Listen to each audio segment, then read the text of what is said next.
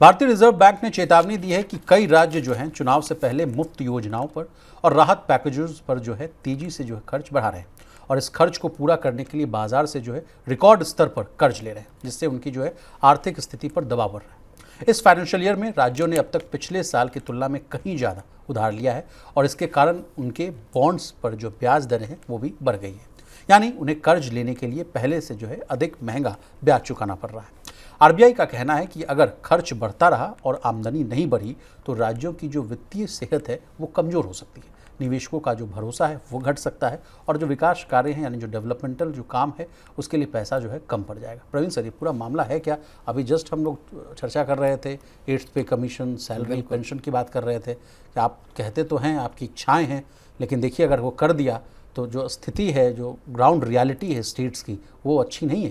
नहीं, देखिए reserve bank की वार्निंग, आप ये देखिए टाइमिंग देखिए, रिजर्व बैंक की वार्निंग ऐसे टाइम पे आई है जबकि अगले ही महीने बिहार में चुनाव होने वाले हैं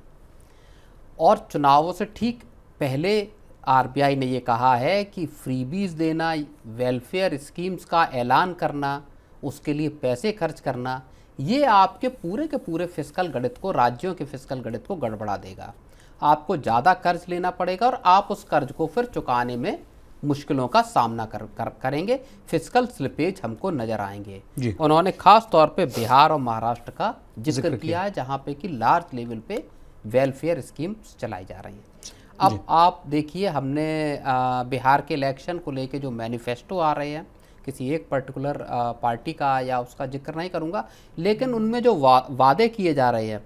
वो क्या राज्यों की या राज्य की वित्तीय स्थिति उसको झेलने के काबिल है, ये एक बड़ा सवाल उठता है। पार्टियां या सरकारें वादे कर देती हैं कि हम आपको ये देंगे, हम आपको फ्रीबीज में इस तरह के जो फ़ायदे हैं वो देंगे, लेकिन क्या खजाना उसकी भरपाई करेगा कैसे? आरबीआई ने अपने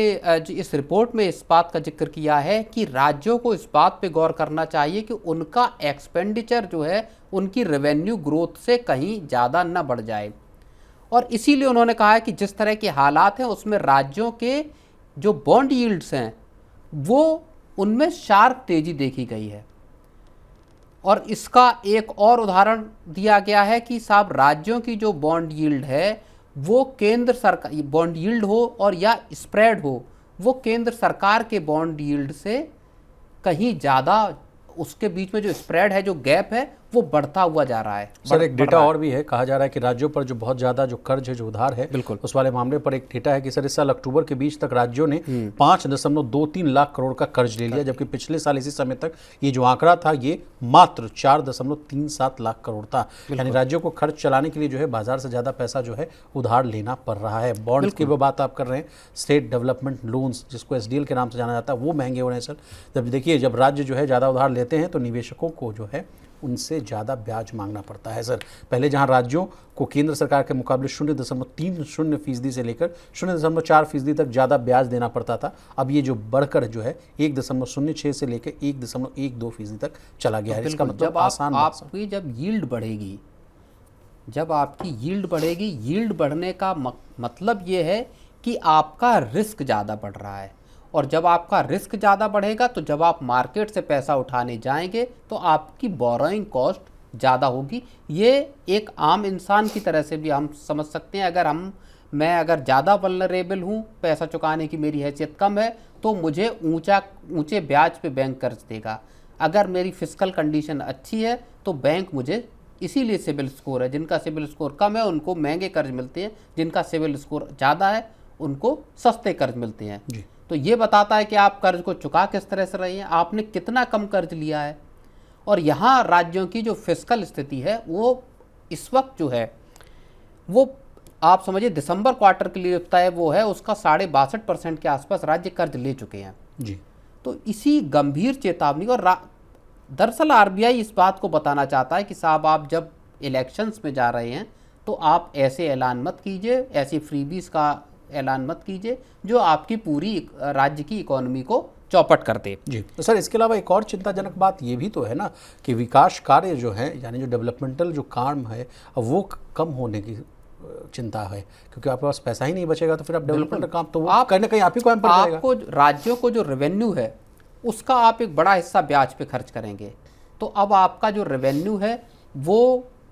ब्याज चुकाने में ज़्यादा जाएगा, आपके जो केपेक्स है या बाकी चीज़ें हैं वहाँ पे पैसा कम खर्च होगा विशाल। जी, लेकिन सर अच्छी बात ये भी है कि आरबीआई का कहना है कि ज़्यादातर राज्य जो है अभी भी अपने निर्धारित जो सीमा है, यानी जो फिस्कल डेफिसिट का लिमिट है उसके अंदर ही है। कुछ जैसा आपने कुछ राज्यों की बात कही, बिहार और महाराष्ट्र को छोड़ दिया जाए तो और जो तमाम राज्य हैं वो अपना जो है फिस्कल डेफिसिट का जो लिमिट है उसको मेंटेन कर रहे हैं। तो चिंताजनक बात तो है ही, लेकिन कुछ अच्छी खबर भी है। तो प्रवीण सर कुछ ऐड करना चाहेंगे, फिर हम लोग शो को वाइंड अप करें? नहीं, देखिए एक FRBM करके एक्ट आया हुआ है, तो उसके तहत